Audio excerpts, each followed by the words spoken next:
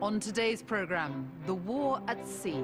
Imperial War Museum, Duxford. Now, it takes a special kind of bravery to head out to sea in times of war, but naval battles have long played a crucial role in safeguarding our nation.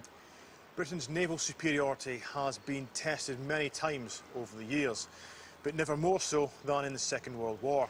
Our special guest today knows all about that. His father was in the Royal Navy. He is Cy King from the Hairy Bikers. Thank you very much for joining us. Lovely to see you. Now, your father, he died when you were, what, just 8 years old? Yes. But what he did during World War II has really had quite an influence on you, on how you've turned out. Oddly, it has. Yes, Dad was on the Russian convoys among other sorties of war at sea, but he was incredibly well travelled, obviously, and he used to bring really odd ingredients back from whichever port he was in and write them down about how he'd eaten them and how he'd, and he'd bring them home to Mum. And bear in mind, Mum was a fantastic cook, but she was a cook that facilitated miners' shifts, in a pit village on the top of a County Durham hill. So he'd bring stuff like star anise, and I mean, that's in the late, that's in the 40s, nuts. So by the time I popped out, because I was the youngest of three, we had this amazing cuisine, and all our neighbours kind of complaining that what was coming out of my mum's kitchen was stunk. So there was all this kind of. So yeah, no, Dad had an enormous influence. And he was a biker of sorts too. Well, he was, yeah, because he was injured sadly during the Russian convoys, and he was put on dispatch to run between these land-based areas for the Royal Navy. So. Motorcyclist, loved food by default. So that's the legacy that he's left me. I'm pretty fond of him. I didn't know him that well, but I keep every now and then I'll go, thanks very much, Dad. Yeah, you did as well there. So your dad was part of the Russian convoys, the Arctic convoys. That was an incredibly gruelling and dangerous operation to be part of. It was beyond comprehension. You're under extreme pressure because you had the wolf packs, the German wolf packs and submarines that you couldn't see. So there was just this atmosphere of anxiety constantly, plus the cold, plus not particularly that warm clothing. And, that takes a pretty special type of person, I think. And it was, and thank you very much for giving me the opportunity to honour all of those men, really, because I think about them a lot. We'll be hearing plenty more about your father later on, but first let's hear more about those Arctic convoys.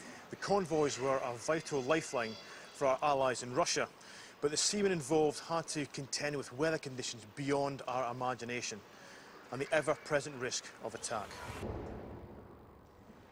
Well, we'll catch up with Austin again later in the programme when he's reunited with an old shipmate. But, Cy, good luck, prayers and a determination to live. That's what he said you needed. I mean, incredible to think your father went through something like that.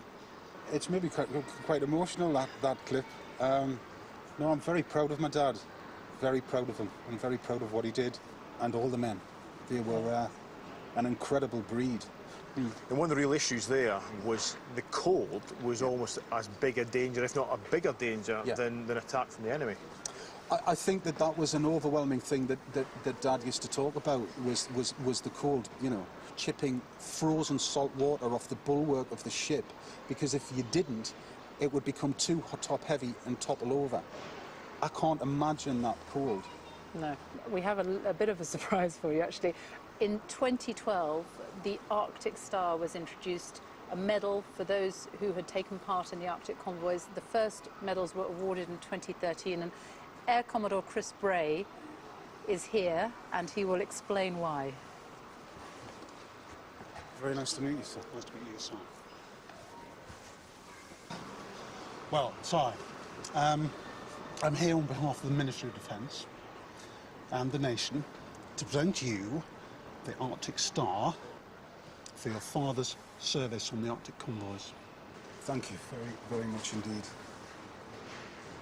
That means a huge amount to my family. Thank you. Well, you've succeeded in getting a huge lump in my throat. I told you. Wow. Thank you very, very much indeed. My pleasure. It was a long campaign, wasn't it? The Battle of the Barents Sea was a particular part of the Arctic convoy war, if you like, the mini-war. And your father, Graham, was serving on HMS Sheffield. Yes, he was, yes. During that battle. And it was a very important battle because Russia was fighting the Germans at Stalingrad. It was very important that the particular convoy got through. Yes. And that was the convoy that your father was on. Sadly, your father's hasn't survived to be awarded the medal, but I'm very grateful that, you know, we can get you here today to award you the medal. Only a few people now have that medal. Well, I'm incredibly touched, and I know my brother, my sister, and all of my family will be. I'm lost for words, really. I'm incredibly touched, thank you so much, and this is a legacy I'll leave my sons. Absolutely. As my father did for me, thank you. The armed forces are well known for their heroics in wartime, but they also play a crucial role closer to home.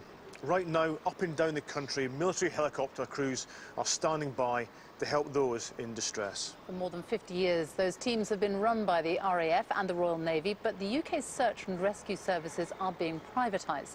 To mark the end of the military's involvement, we've been looking at the valuable role they play. Si, your father was also part of the evacuation of Dunkirk. Yes, he was. He was on HMS Kellet, and he did three trips, and I'm not sure whether it was one of those trips where Dad was actually sunk, and he held onto a bit of wood that was floating because he couldn't swim. He couldn't swim. He was in the Royal Navy and he couldn't swim. No, he couldn't. Which was apparently he really quite liked my dad. He just thought, oh, give it a go. But that's what he did. He died when you were so young, but how much did he talk to you about what happened to him during the war? To be very honest, he didn't talk to me very much. And I think as well, Sophie, you know, they were a stoic kind of generation. And they didn't, because they just got on with it. And what happened during that time? Clearly it has fascinated you. And you went very recently, didn't you, just this year? You went to one of the Nazi death camps to Treblinka. I did. And that was for Northern Exposure, your Hairy Bikers film. Yes, Dave and I went to there as a mark of respect, really. Well, let's have a look, because we've got a clip from that programme. I mean, it's unthinkable what happened there, isn't it? But it really clearly had a huge impact on you going there. It did. It had a huge impact on us both. I think Dave and I, having spoken about it since, we're constantly astounded at man's inhumanity to man. We have a responsibility to learn from history.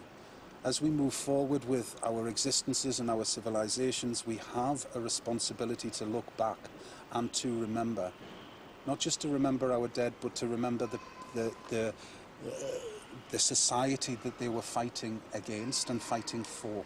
And there you are now, today, with your dad's Arctic Star Medal, newly received. I mean, it must reinforce what your father did, his part in the war, and why he was fighting it.